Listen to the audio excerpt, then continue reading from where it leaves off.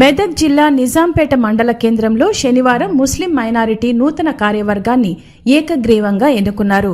Minority అధ్యక్షునిగా అబ్దుల్ అజీజ్, ఉపాధ్యక్షులు రఫీక్, ప్రధాన కార్యదర్శి ఫాజిల్, కోశాధికారి అబ్దుల్, సలహాదారుడు మైనుద్దీన్ను ఏకగ్రీవంగా ఎన్నుకున్నారు.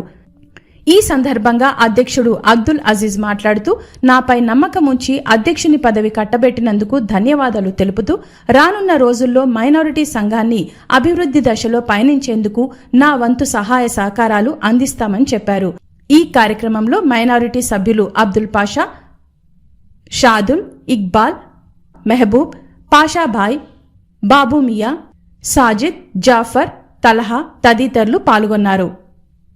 उनको कोई किसी को भी कुछ कम नहीं रहे, जैसा सबके साथ मिलके आगे बढ़ूंगा। मुबारक। जीडीएस को एक्सग्रेशिया, जीडीएस को एक्सग्रेशिया, जीडीएस को एक्सग्रेशिया, आवाज दो, आवाज दो, आवाज दो। ग्रामीण तपाला उद्योगला ऐक्यता, ग्रामीण तपाला उद्योगला ऐक्यता।